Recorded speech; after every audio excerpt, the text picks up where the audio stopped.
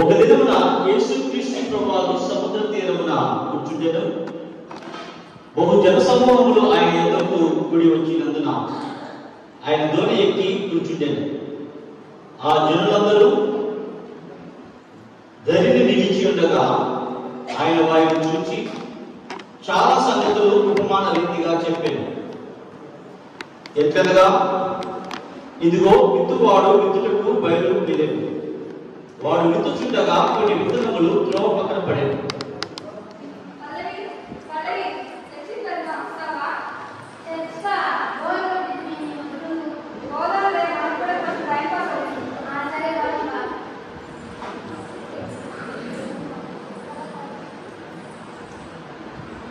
కొన్ని విత్తనములు మన్ను లేని రాతి నేలన పడేవి.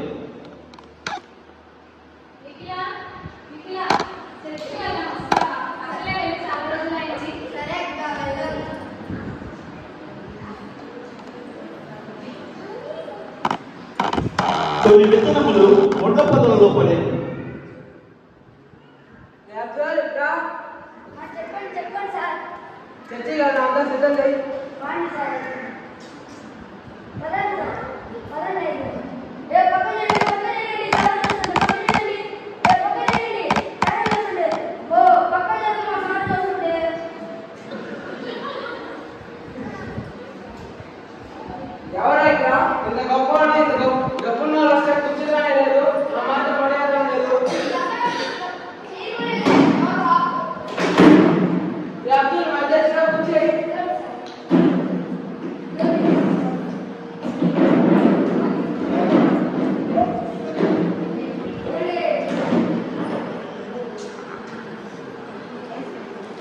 మిగిలిన కొన్ని విత్తనములు మంచి నేలన పడేవి.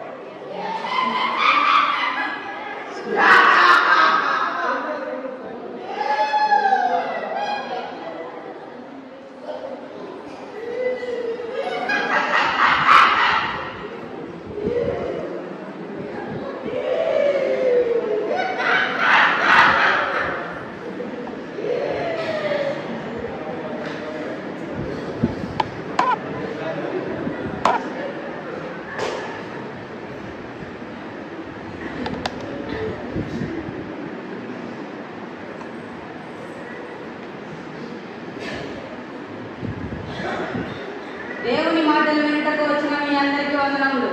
ఈరోజు దేవుని మాటలు మన హృదయంలో ఉండులాగా అందరం కలిసి ప్రార్థిస్తున్నాం. మీలో ఎవరైనా ప్రేరేపింపబడిన వాళ్ళు ముందుకు వచ్చి ప్రార్థించవలసిందిగా కోరుచున్నాను.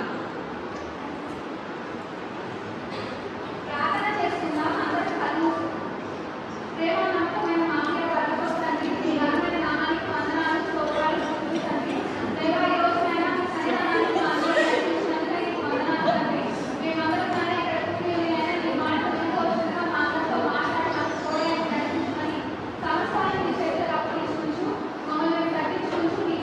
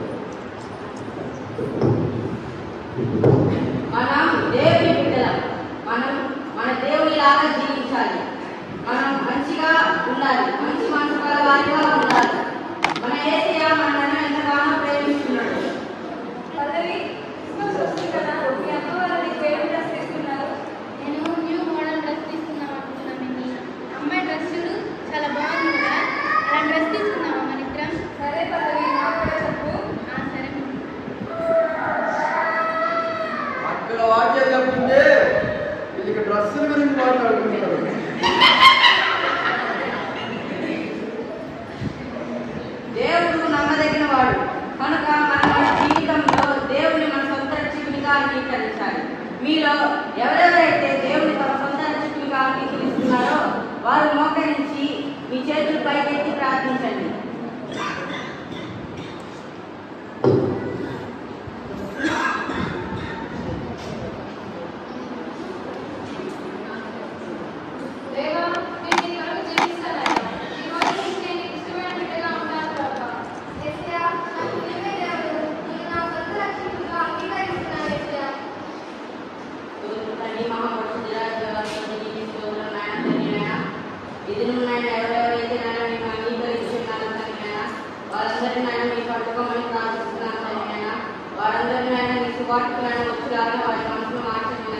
ప్రతి ఒక్కరినైనా మీ స్వార్థలో వాడబడుటకు ప్రతి ఒక్కరికి సహాయం చేయాలని ప్రార్థిస్తున్నాను.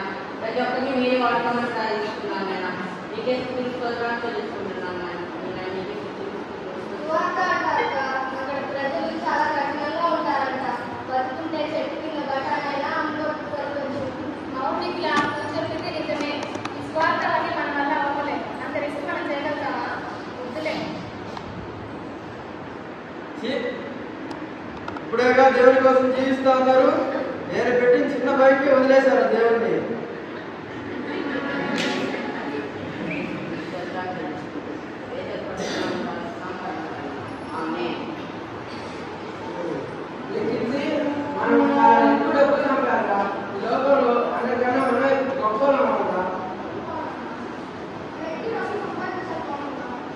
దేవుడు చాలా గొప్పవాడు. ఆయనను నమ్మి మనం జీవించాలి. దేవుడే గొప్పవాడు. మనం ఆయన దాసులం. మనం ఆయనను సేవించాలి. కనుకనే మనం దేవుడికి సేవలు చేయాలి. కనుక మనం మన దేవుడి బిడ్డలా జీవించాలి.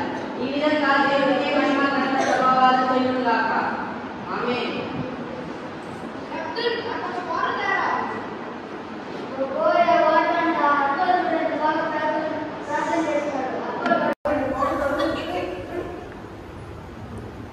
దేవుడు మహత్కార్యములు చేయవాడు.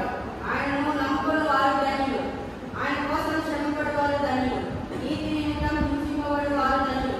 అటివారిదే పరలోక రాజ్యమని ప్రభువు వాక్యం సెలవిస్తుంది. ఈ విధంగా ఆయన ఆజ్ఞలను అనుసరించి నడుచుకున్న వారందరూ ధన్యులు. దేవుడు ఈ కొద్ది మాటలను క్షమించుగాక. ఆమేన్. ఈ నాటకం ద్వారా మన జీవితాలు ఏ విధంగా ఉన్నాయో పరీక్ష చేసుకుందాం. త్రోవ పక్కన పడిన విత్తనముల వలె మనము లోకాశలతో నిండి వాక్యమును నిర్లక్ష్యం చేస్తున్నామా? లేదా రాతి నేలన పడిన విత్తనముల వలె కఠిన హృదయులై దేవుని కోసం జీవించకుండా మన సుఖాలను సౌఖ్యాలను చుంచుకొని దేవునికి దూరంగా ఉంటున్నామా? లేదంటే ముళ్ళ పొదలలో పడిన విత్తనముల వలె అహంకారము, గర్వము, ధనాపేక్ష మన హృదయములలో ముళ్ళ పొదల్లాగా పెరిగి పోయాయా? లేక మంచి నేలను పడిన సారవంతమైన నేలను పడిన మంచి విత్తనములలాగా దేవుడు ఇచ్చిన జీవితాన్ని దేవుడి కోసం జీవిస్తూ ఆయన పరిచర్య చేస్తూ దేవుడికి ఇష్టమైన బిడ్డలుగా జీవిస్తున్నామా? ప్రతి ఒక్కరూ మన జీవితాలను మన హృదయాలను పరీక్ష చేసుకుందాం.